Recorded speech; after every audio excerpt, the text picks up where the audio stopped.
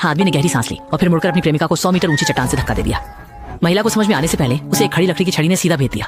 देखते ही महिला पहले ही अनिवार्य मरने की पक्की उम्मीद थी। आदमी तुरंत घर लौट आया, एक बड़ी आग जलाई और औरत का सारा सामान उसमें डाल दिया। उसने सोचा कि सबूत नष्ट करके वह पूरी तरह सुरक्षित रहेगा और कानूनी सजा से बच जाएगा। लेकिन किसे पता था, खाई के नीचे अचानक कुछ बूंद खून चींटियों पर गिरी और वे खून की गंध का पीछा करते हुए जल्दी ही उस महिला के शरीर पर आ गई और उसके घावों को लगातार काटती रही। शायद यह उसकी एड्रेनालाइन के उत्तेजित होने का असर था। चींटियों के काटने से औरत चमत्कारिक तरीके से जीवित बच गई। हालांकि पेट पर लगी चोट कितनी गंभीर है ये नहीं दिख रहा था, लेकिन उसके मुंह से लगातार ताजा खून निकल रहा था।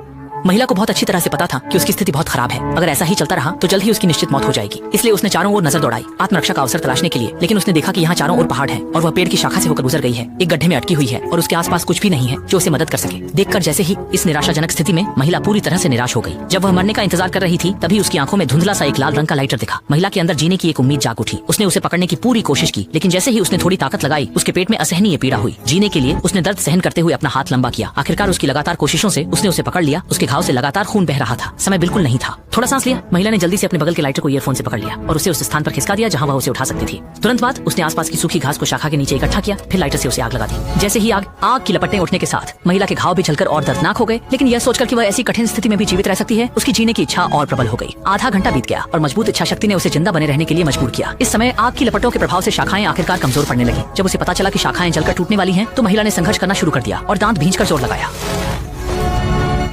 मरते मरते बचने के बाद महिला ने भी चैन की सांस ली। लेकिन तभी उसने अचानक एक गाड़ी की गड़गड़ाहट सुनी जो तेजी से आ रही थी। असल में 3 गुंडे ज्यादा खतरा न लेते हुए वापस आने का निर्णय कर चुके थे ताकि सबूत मिटा सके। फिर हिम्मत जुटाकर घायल शरीर को लेकर वह औरत तेजी से अंदर की ओर रेंगने लगी। सौभाग्य से 3 हत्यारे उसे खोजने से पहले ही वह चट्टान के नीचे के दृष्टिबाधित क्षेत्र में छिप गई। इस अचंभित कर देने वाले दृश्य को देख तीनों हत्यारे डर गए। वे सोच भी नहीं सकते थे कि कोई ऐसी स्थिति में जिंदा रह